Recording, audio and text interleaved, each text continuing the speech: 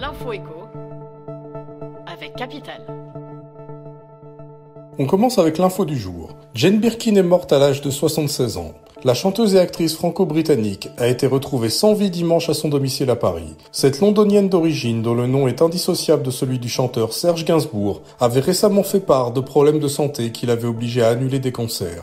Icône des années 60 et 70, Jane Birkin a su se réinventer au fil des décennies. Elle est notamment connue pour avoir donné son nom au célébrissime sac à main Birkin, fruit d'une collaboration avec la maison Hermès. Ce chef-d'œuvre de maroquinerie, à l'histoire fascinante, a su séduire de nombreuses stars prêtes à débourser une petite fortune pour l'arborer à leurs bras.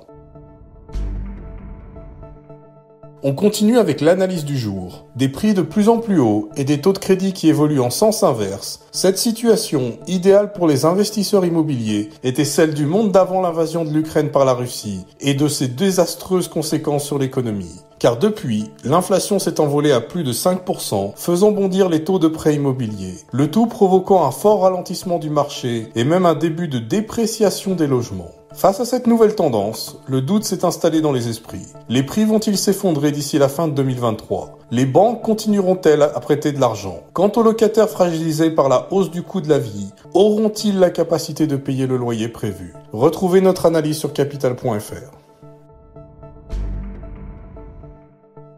On enchaîne avec la bonne nouvelle du jour, pour les épargnants à revenus modestes. Bruno Le Maire a en effet annoncé cette semaine 2 bonnes nouvelles pour les petits épargnants. Tout d'abord, le rendement du livret d'épargne populaire va se maintenir à un niveau élevé. Le taux d'intérêt de 6,1% effectif depuis le 1er février va seulement être réajusté à 6% à partir du 1er août. Avec l'annonce d'un taux maintenu à 6%, Bercy a suivi les recommandations de la Banque de France et a choisi de déroger à l'application stricte de la règle de calcul en vertu d'un arrêté. Autre information pertinente, le ministère de l'économie va relever le plafond de ce livret de 7 700 € actuellement à 10 000 €, une mesure qui sera mise en œuvre au plus tard le 1er octobre 2023, a annoncé Bruno Le Maire.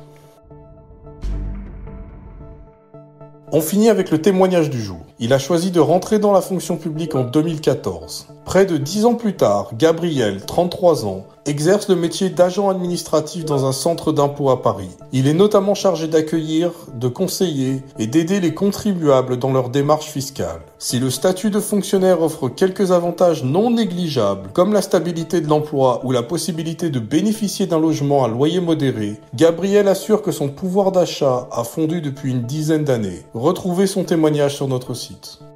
C'était l'info écho avec Capital.